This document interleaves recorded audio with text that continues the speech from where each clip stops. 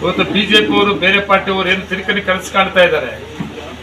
ಮತ್ತೆ 28ಕ್ಕೆ ನಾವು ಬಂದ್ಬಿಡ್ತೀವಿ ಅಂತೆ. ಡಿ.ಕೆ. ಶಿವಕುಮಾರ್ ಅಷ್ಟು ಸಲ್ಲಿಸ ಬಿಡೋದಿಲ್ಲ. ನನ್ನ ಟಾರ್ಗೆಟ್ 2 ವರ್ಷ ಅಲ್ಲ, ಮತ್ತೆ 28ಕ್ಕೆ ಕಾಂಗ್ರೆಸ್ ಸರ್ಕಾರ ಬರಬೇಕು, ಮುಖ್ಯಮಂತ್ರಿ ಆಗಬೇಕು. ದೊಡ್ಡದವರಿಗೆ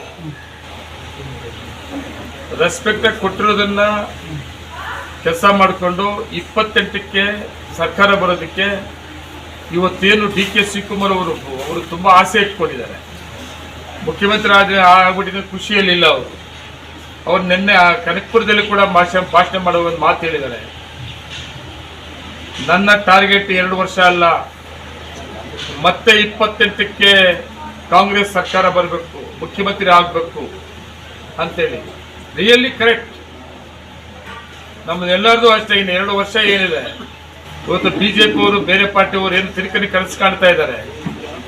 ಮತ್ತೆ 28ಕ್ಕೆ ನಾವು ಬಂದ್ಬಿಡ್ತೀವಿ ಅಂತೆ. ಡಿ.ಕೆ. ಶಿವಕುಮಾರ್ ಅಷ್ಟು ಸಲ್ಲಿಸ ಬಿಡೋದಿಲ್ಲ. ಸಿದ್ದರಾಮಣ್ಣವರು ಅಷ್ಟು ಸಲ್ಲಿಸ ಬಿಡಲ್ಲ.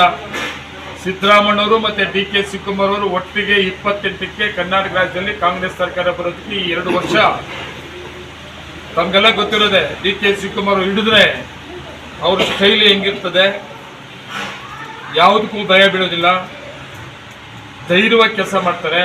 ಮತ್ತೆ ಕರ್ನಾಟಕ ರಾಜ್ಯದಲ್ಲಿ ಕಾಂಗ್ರೆಸ್ ಸರ್ಕಾರ ಬರೋದಕ್ಕೆ ಅವರು 2 ವರ್ಷ ಕಷ್ಟಪಟ್ಟು ಕಾಂಗ್ರೆಸ್ ಸರ್ಕಾರ ತರ್ತಾರೆ.